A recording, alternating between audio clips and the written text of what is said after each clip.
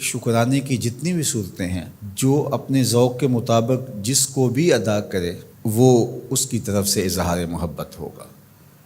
جو چیزیں شریعت نے فرض کہی ہیں اور جن چیزوں کا وجوب ہے اور اس کا باقاعدہ شریعت میں طریقہ بھی بتایا گیا ہے، تو وہاں ہمارے ذوق کا دخل نہیں ہوگا۔ پانچ گانہ نماز کا جو طریقہ بتایا گیا ہے، اس کے اوقات جو بتائے گئے ہیں، اس میں قیام، رکوع اور سجدے کی صورتیں ہمارے اوپر واضح کر دی گئی ہیں، مبہم نہیں رکھی گئی، تو اس میں ہم اپنے ذوق کا مظاہرہ نہیں کر سکتے کہ نہیں ہم نماز اس طرح پڑھیں گے، ہمارا ذوق اس طرح کا ہے۔ وضو میں میرا ذوق یہ ہے کہ میں پاؤں پہلے دھوؤں گا اور باقی اعضاء بعد میں دھوؤں گا، ایسا نہیں ہے، وہ شریعت نے ہمارے اوپر واضح کر دیا۔ لیکن جن امور کے اندر شریعت نے ہمیں کوئی اس طرح کی پابندی نہیں لگائی، کسی امر کا مطلق حکم دیا ہے، تو اس میں پھر ہم اختیار رکھتے ہیں۔ جس طرح حضور علیہ السلام پر درود پڑھنے کا حکم دیا گیا ہے، سلام پیش کرنے کا حکم دیا گیا ہے، تو اس میں آپ جس طرح بھی حضور علیہ السلام پر درود پڑھیں، جس ہیئت میں بھی درود پڑھیں، کھڑے ہو کے پڑھیں، بیٹھ کے پڑھیں، درود کے کلمات، درود کے الفاظ، اس میں کوئی پابندی شریعت نے نہیں لگائی۔ مطلق حکم ہے صلو علیہ وسلموا تسلیما،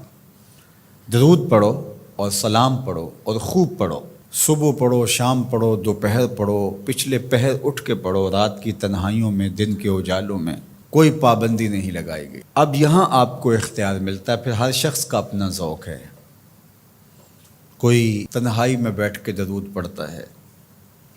اور کوئی اجتماعی طور پہ درود پڑھتا ہے، کوئی بچوں میں بیٹھ کے درود کی مجلس سجا لیتا ہے، تو یہ آپ کا اختیار ہے۔ اسی طرح فَلْيَفْرَحُوا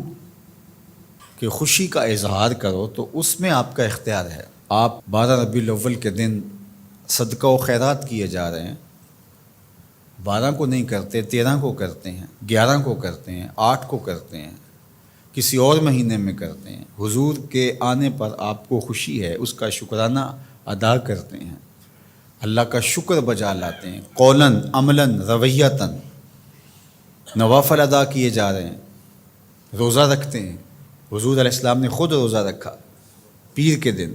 تو اگر کوئی شخص سارے طریق مسرت کے اختیار کر لے، خوشیوں کے سارے رنگ اختیار کر لے، تو اس میں کیا حرج ہے کہ وہ روزہ بھی رکھے، وہ نوافل بھی پڑھے، وہ صدقہ و خیرات بھی کرے، وہ مٹھائیاں بھی بانٹے، چہرے پر بشاشت کا، فرحت کا، انبساط و کیف و سرور کا اظہار بھی ہو، لبوں پر اللہ کی تقدیس کے ترانے بھی ہوں، محبوب کی نعتیں بھی ہوں، اور ذکر مصطفیٰ کا نور ماحول میں پھیل جائے، اور وہ اللہ کا شکر بجا لا رہا ہو اور اس کا رواں رواں بول رہا ہو کہ مجھے حضور کے آنے پہ مسرت ہے، خوشی ہے، تو یہ سارے طریق بھی اختیار کیے جا سکتے۔ ہر شخص کی اپنی کیفیت ہے۔ میں نے کہا اس پہ خام خواہ اتنی ضد بھی نہیں کرنی چاہیے کہ جو میرا ذوق ہے ہر شخص کو ذوق کے مطابق ہی آنا پڑے گا، یہ نہیں ہے۔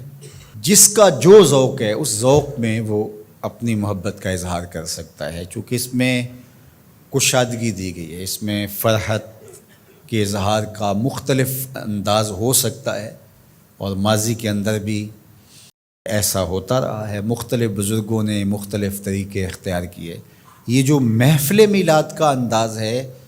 یہ فرحت کا اظہار بھی ہے اور تبلیغ کا ذریعہ بھی ہے۔ علماء نے اس کو اس لیے زیادہ تر اختیار کیا کہ اس سے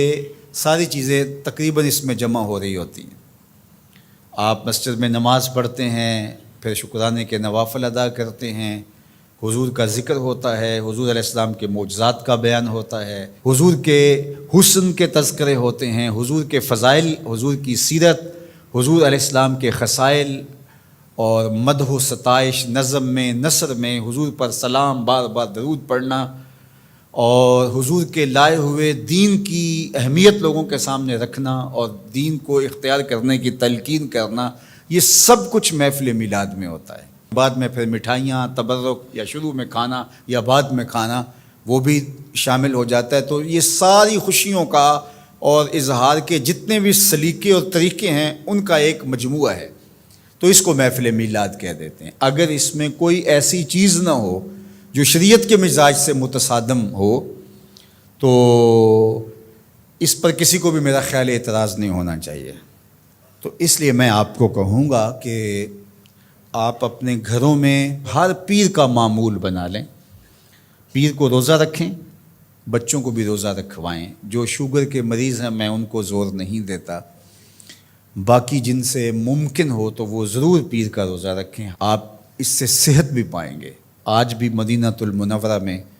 لوگ کثرت کے ساتھ پیر شریف کا روزہ رکھتے ہیں، یہ معمول بنا لیں۔